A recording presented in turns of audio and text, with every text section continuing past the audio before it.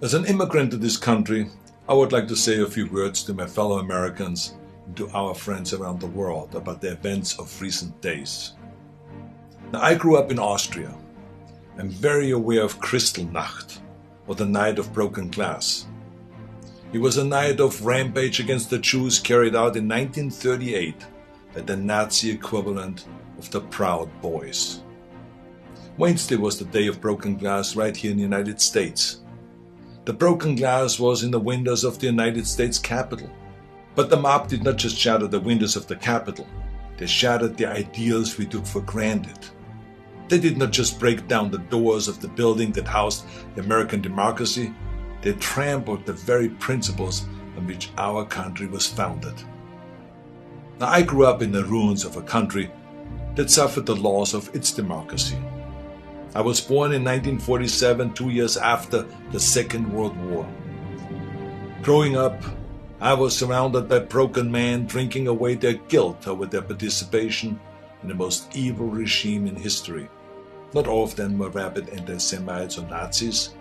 Many just went along, step by step, down the road. They were the people next door. Now, I've never shared this so publicly because it is a painful memory. But my father would come home drunk once or twice a week, and he would scream and hit us and scare my mother. I did not hold him totally responsible because our neighbor was doing the same thing to his family, and so was the next neighbor over. I heard it with my own ears and saw it with my own eyes. They were in physical pain from the shrapnel in their bodies and in emotional pain from what they saw or did. It all started with lies and lies and lies and intolerance.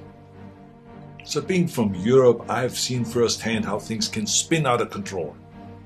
I know there is a fear in this country and all over the world that something like this could happen right here.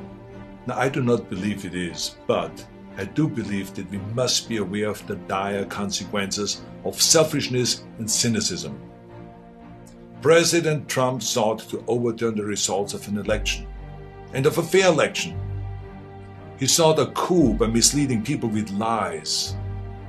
My father and our neighbors were misled also with lies, and I know where such lies lead. President Trump is a failed leader. He will go down in history as the worst president ever. The good thing is that he soon will be as irrelevant as an old tweet. But what are we to make of those elected officials who have enabled his lies and his treachery? I will remind them of what Teddy Roosevelt said. Patriotism means to stand by the country. It does not mean to stand by the president.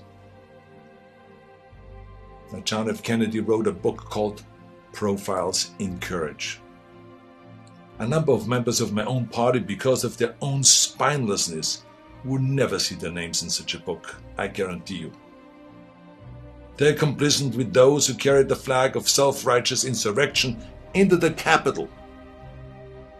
But it did not work. Our democracy held firm. Within hours, the Senate and the House of Representatives were doing the people's business and certifying the election of President-elect Biden. What a great display of democracy. Now, I grew up Catholic. I went to church, to Catholic school. I learned the Bible and my catechism and all of this. And from those days, I remember a phrase that is relevant today: a servant's heart. It means serving something larger than yourself. See, what we need right now from our elected representatives is a public servant's heart. We need public servants that serve something larger than their own power or their own party. We need public servants who will serve higher ideals, the ideals in which this country was founded, the ideals that other countries look up to. Now, over the past few days, friends from all over the world have been calling me distraught and worried about us as a nation. One woman was in tears about America, wonderful tears of idealism about what America should be. Those tears should remind us of what America means to the world. Now I've told everyone who has called that as heartbreaking as all of this is, America will come back from these dark days and shine our lights once again. Now you see this sword? This is the Conan sword. Now here's the thing about swords. The more you temper a sword, the stronger it becomes. The more you pound it with a hammer and then heat it in the fire and then thrust it into the cold water and then pound it again and plunge it into the fire and into the water, the more often you do that, the stronger it becomes. I'm not telling you all this because I want you to become an expert sword maker, but our democracy is like the steel of this sword. The more it is tempered, the stronger it becomes. Our democracy has been tempered by wars, injustices, and insurrections. I believe, as shaken as we are by the events of recent days, we will come out stronger because we now understand what can be lost.